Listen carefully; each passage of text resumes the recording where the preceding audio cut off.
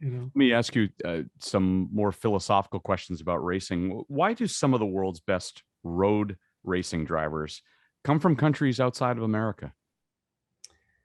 I think it's more, America's probably the only place that really has big time oval racing. Okay, where it's a part of the culture. All those guys that grew up on midgets and sprints and dirt tracks, and super late models and modifieds and so forth. Whereas everybody else's kind of culture from New Zealand, Australia, South America, everything, it's road racing. And so they end up gravitating toward, trying to make it in Formula One and so forth. But that's kind of the platform that everybody gets their experience on.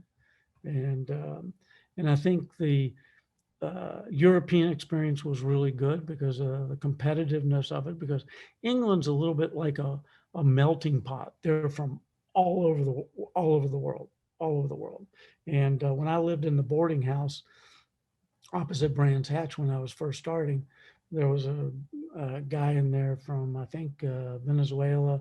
There was a guy in there from Wales, an English guy, and there was one other guy from another overseas country. And it was just kind of like, and that was just one example of one boarding house. And I think that's just, it's their background. It's what they grow up with. Yeah, sure. If you were to assess different cultures and drivers from different countries, how do you think some of America's homegrown drivers would fare in among the pantheon of world best driver? I think that given the opportunity, there's the top racers that I've run against from American guys are just as good as anybody that I've raced against. Mm-hmm. And I think the problem is you really have to want to do it to go to Europe, okay? Because they're different cultures, different foods, different ways they live, just hours that stores are open. We're pretty spoiled as a whole in America. Everything's kind of at our fingertips. It's true. Yeah.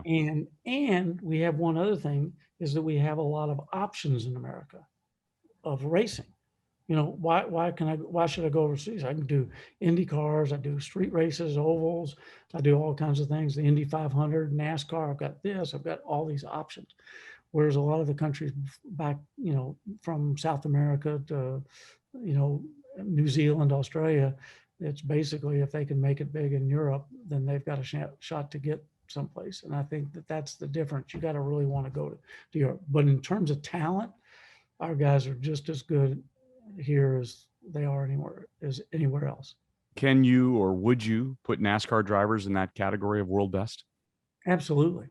Yeah, there's a real art to driving a cup car or all the NASCAR vehicles, but classes, I should say, vehicles.